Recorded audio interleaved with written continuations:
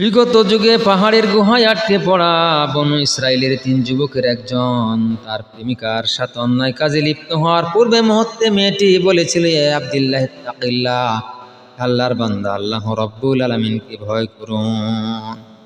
ওই লোকটা কি করলেন? আল্লাহুম্মা ইন কুনতা, পিছনে নেমে আসলেন, ভয় করলেন, চলে গেলেন ওই কাজে, লিপ্ত হলেন অন্যায় কাজে। একদিন তারা 3 বন্ধু পথ চলছিলেন। পথ চলতে চলতে কি পাহাড়ের গুহায়, পাহাড়ের পাদদেশ দিয়ে যখন পথ চলছিলেন, তারা চলার সময় 3 বন্ধু যখন বৃষ্টি এসে গেল, হঠাৎ বৃষ্টি আসার পরে ওই বন্ধু 3 জন কি পাহাড়ের গুহায় প্রবেশ করলেন। করার পর এক খণ্ড পাথর এসে যখন মুখটা আটকে গেল, তারা বিপদে পড়ে গেল। তারা বলা বলি করছিল, বন্ধু কোনো ভালো কাজ আমাদের আছে নাকি? আমরা রব্বুল আলামিনের নিকট তুলে ধরব। ওই লোকটা কি করলেন? বনী ইসরাইল ওই লোকটা রব্বুল আলামিনের নিকট প্রার্থনা করে বললেন, রব্বুল আলামিন, আমরা বিপদে পড়ে গিয়েছি, আমাদেরকে এই বিপদ থেকে মুক্ত করা হোক, মুক্তি দেওয়া হোক। আল্লাহুম্মা ইন কুনতা তা'লামু আন্নী, আল্লাহুম্মা ইন কুনতা তা'লামু আন্নী ফালতু যালিকা মিন খাশিয়াতিকা ফাফারিজ আন্না। রব্বুল আলামিনের নিকট বলা হলো, ওই লোকটা বললেন, হে আল্লাহ, যদি তুমি জানো যে আমি কেবল তোমার ভয়ে সেদিন উক্ত অন্যায় কাজ থেকে বিরত হয়েছিলাম, তাহলে তুমি আমাদেরকে এই কঠিন বিপদ থেকে মুক্তি দিয়ে দাও। আল্লাহ রাব্বুল আলামিনের ওই বান্দা এই কথা বললেন, তখন আল্লাহর হুকুমে পাথর সরে যায়। তার মধ্যে আরো 2 জন যুবক ছিলেন।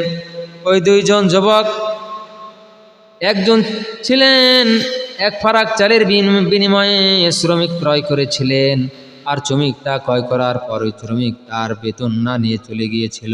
ওই বেতনের টাকা দিয়ে তিনি পশু ক্রয় করেছিলেন, করে রাখাল রেখে দিয়েছিলেন।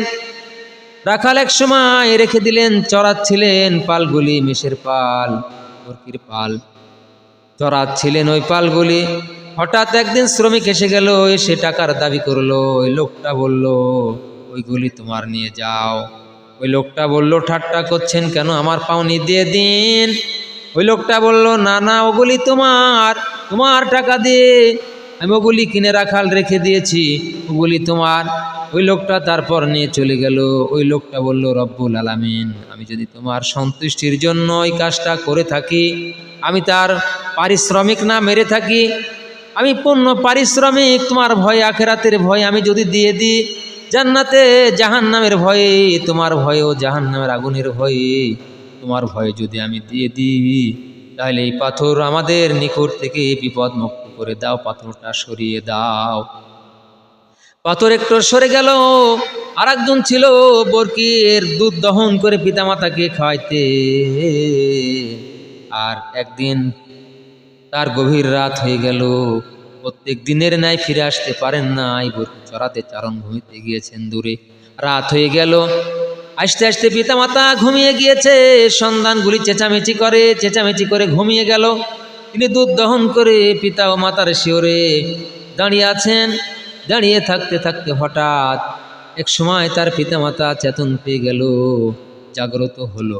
তারপরে বলা হলো, সন্তানকে বললেন, বাবা কি খবর? বলা হলো, সন্তান বললেন, আমি দুধ দহন করে দাঁড়িয়ে আছি, আমার সন্তানদের আমি খাওয়াই নাই। আমার পিতা মাতাকে খাওয়ানো পছন্দ মনে করেছে, আল্লাহ রাব্বুল আলামিনের অনুসারী পিতা মাতার সেবা করা ভালো মনে করেছি। তার সন্তানের জন্য পিতামাতা দোয়া করলেন। ওই লোকটা বললেন, রব্বুল আলামিন, তোমার সন্তুষ্টির জন্য যদি এই কাজটা করে থাকি, তোমার মহব্বতে ভালোবাসার খাতিরে রব্বুল আলামিন এই পাহাড়ের গুহায় থেকে, যে পাহাড়ের গুহার ভিতরে আটকে পড়েছি, পাথরটা এসে মুখটা আটকে গিয়েছে, এখান থেকে আমাদেরকে মুক্তি দেওয়া হোক। এই পাথরটা সরে গেল। সর্বাবস্থাতে রব্বুল আলামিনকে ভয় করতে হবে, সদা সত্য কথা বলতে হবে, সর্বদা সত্য কথা বলতে হবে। বিশ্বনবী সাল্লাল্লাহু আলাইহি সাল্লাম বিদায় হজের ভাষণে জানিয়ে দিয়েছেন, ইয়া আইয়ুহান নাসু তাকুল্লাহ রাব্বাকুম ওয়া সাল্লু খামসাকুম ওয়া সুমু শাহরাকুম আদ্দু সাকাতাকুম আমালিকুম ওয়াতুযা আমরিকুম তাদখুলুল জান্নাতা রাব্বাকুম। বিশ্বনবী বলেন, হে জনগণ, তোমরা তোমাদের প্রতিপালককে ভয় করো, 5 ওয়াক্ত সালাত আদায় করো, আর রমজান মাসের শ্যাম পালন করো, তোমাদের মালের যাকাত দাও, আর তোমাদের আমিরের আনুগত্য করো, তোমাদের রবের জান্নাতে প্রবেশ করো। রবকে ভয় করতে হবে সর্ব অবস্থায়, গোপন প্রকাশ্যে ভয় করতে হবে। তারপরে সন্তুষ্ট অসন্তুষ্টদের সত্য কথা বলতে হবে, সচ্ছল অবস্থায় মতো পন্থা অবলম্বন করতে হবে। রব্বুল আলামিন তাই শিখিয়ে দিয়েছেন, কালাম পাকে বান্দা ও বান্দিরা সত্য কথা বলবে। ইয়া আইয়ুহাল্লাযীনা আমানুত্তাকুল্লাহা ওয়া কুনু মা'আস সাদিকিন। আল্লাহ রব্বুল আলামিন সত্য কথা বলার জন্য শিখিয়ে দিয়েছেন, মুমিনগণ, তোমরা আল্লাহকে ভয় করো এবং সত্যবাদীদের সাথে থাকো। সূরা তাওবা 9 নম্বর সূরা 119 নম্বর আয়াত রব্বুল আলামিন সুন্দরভাবে জানিয়ে দিয়েছেন।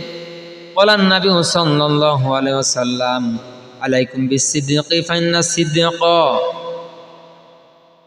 ইহদিল বিররি ওয়া ইন্নাল বিররা ইহদিল জান্নাহ।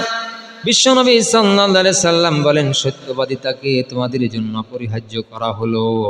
বিশ্বনবী সাল্লাল্লাহু আলাইহি সাল্লাম বলেন, তোমাদের উপর সত্যবাদিতাকে অপরিহার্য করা হলো, কেননা সত্যবাদিতা সৎকর্মের দিকে চালিত করে, আর সৎকর্ম হেদায়েতের দিকে চালিত করে, হেদায়েত জান্নাতের দিকে চালিত করে। আলাইকুম, তোমাদের উপর, আলা মানে উপরে, কুম মানে তোমাদের, আলাইকুম বিস-সিদকি ফাইন্নাস সিদকা